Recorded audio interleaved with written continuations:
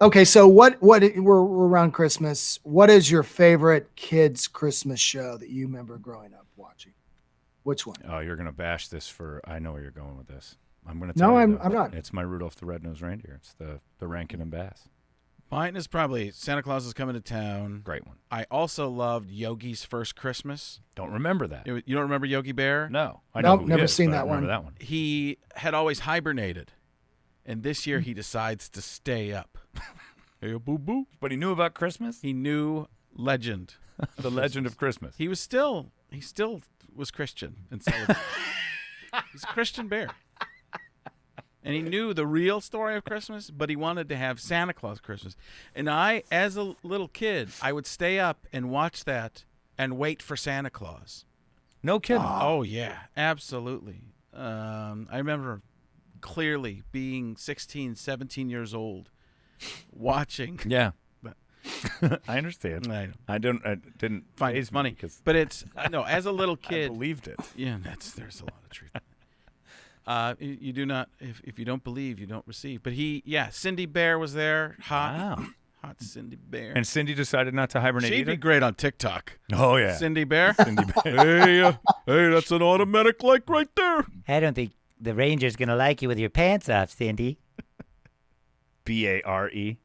Cindy Bear. I'm sure every There it is. brony would all be all at these guys that are the bronies, which is the most sick thing I've ever The bronies heard are in pretty my great. life. So Yogi's Oh. pretty good. And I got to see this. I also loved the Year Without a Santa Claus, and the one with the mice in the clock. 'Twas the Night Before Christmas. That whole thing. You remember them all. Oh yeah, I loved a lot. I loved a lot of stuff. I'm impressed. I watched The Year Without a Christmas with Year my Without a Santa Claus? twins. Year Without a Santa Claus, I mean, an hour before the show with my 11-year-old kidding. twins, who I told, and we watch every year because that's the greatest one. It's got the Heat Miser and the Snow Miser, and I'm watching the Heat Miser, and I'm like, The Cold my Miser. Lord. I believe it's the Cold Miser. I think it's Gershwin. Snow Miser. No, it's Snow Miser. Was it Snow Miser? He just watched. Yes. Okay, you just watched it. I'm Snow sorry. Miser and the Heat Miser, and the Heat Miser, very Trumpian, same hair color. I'm too much. Mr. Heat Miser. I'm Mr. Fun. I'm Mr. Heat Miser. I'm Mr. 101. Well, when he goes, I'm too much, you just hear Trump going, I'm too much. I'm terrific. So I'm watching this, but what made me think about Rudolph was because Rudolph was my favorite as a kid. Same. And I share the story, and that was my second, the one you were talking about, Frank. But I shared last week that I had a kind of a torture relationship with my dad. My dad every year would get me one big gift, and then he would lord it over my head the whole year to do manual labor for him. And he would bring up what I got, and I would actually be scared of what he was going to get me. And when he got me a moped when I was 12, it was the most frightening and exciting moment at the same time, because I'm like, oh my God, I really want this moped, but I know he's going to just have one thing after another I'm going to have to do for the next year. And he decided he wanted It was me to, basically like being married. Yeah. oh, well, I mean, come Wow. on now. Yeah.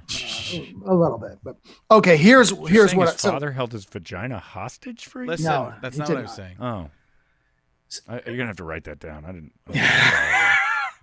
so Nothing like it. Draw it. Changed it. I get this moped. Draw it.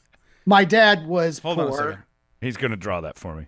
Oh my Okay, God. please go ahead. Oh my. Beard. Oh God. Oh, I'm gonna throw up. Please do. Look like a hot dog you dropped on the ground. Sorry, Scott. His drawings are grotesque. No, I believe it. So I see the moped. It's exciting. Then I find out that the moped is the cheapest moped that was ever made. It was made by the chainsaw company Macola. It was not a Honda moped or anything like that the other kids had. And he got it for me because it was like half the price. And the rule with this thing was you had to pedal and then flip like a thing in the back to make it start. So Yeah. and he was like, well, you're not old enough to ride it, so you can take it on your paper route, because I had to have a paper route too to make any money. I didn't know no allowance. So I would have to, like, I could pedal it around the cops and then I would flip it to start it. Well, after 3 weeks, it was broken because my dad rode it to work and it said no more than 200 pounds. And he was 225 at that point. So there's my moped story. And this is where, so then I'm watching Rudolph and I'm like, no wonder Donner is as big a dick as my dad. I mean, right from the beginning, he is talking about, oh my Lord, look at this nose of yours. Cover it up. You could be with Santa, but no, you can't be with Santa. And so then he covers it up and Rudolph goes to like the NFL combine for reindeer, you know, and he's showing off and he meets a doe and, you know, Clarice and he gets all excited and he jumps like Vince Carter in his prime, you know, he's like up in the air and Santa's like, oh, that's impressive, Donner. And then he's like, oh my Lord, look at that freakish nose there. Oh God, how could you do that to me?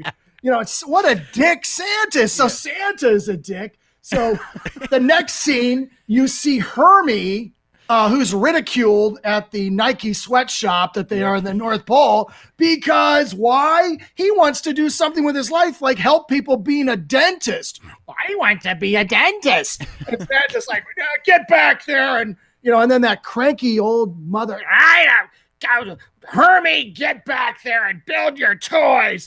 So Rudolph and Hermie break out, you know, they're like runaways and they join together. Where do they land next? The land of the misfit toys, where Santa decides to dump all these disabled toys because they're not good enough for, like, it's a Todd Browning Freaks movie, you know, like from the 30s. And Santa's just a dick the whole time. And then he's like, whoa, there's such a bad storm. And then he's like, you know, Rudolph, cover that nose of yours. I can't focus. And then the narcissistic, selfish Santa's like, wait a minute. This could actually serve a purpose for me. That's the whole show. That's the whole show. It's just the most it's like a house. message. A house revelation moment where he says a word and it's like, your nose is so bright. Yeah. Wait a tick. Oh. The best part of that whole thing is when Donner, when the thing falls off and they're in the reindeer practice, he goes, all right. Nobody play with Rudolph anymore for reindeer games. They just flat out say, discriminate against that one. What is the thing? What's the thing? Crazy. Where you have it. And why does Rudolph, why is there a noise every time his nose... Yeah, it makes sense. And I look, those Rankin and Bass, all of them the best. Perfect. Yeah. They're like so good. I love them. And, you know, Dick Shawn is the snow miser. He's just, you know, whatever the flaming fool wants. You know, it's like these jokes are like from the 50s, you know, you're like, wow, does it getting away with it? And he's like, you know, mind your blood pressure, hotcakes. You know, it's like, oh my gosh, it's just the best. So I'm watching that and that's my Santa story. I'm sorry. I tell you, I think Scott Long has his first promo. Man, he's got a big promo in that one.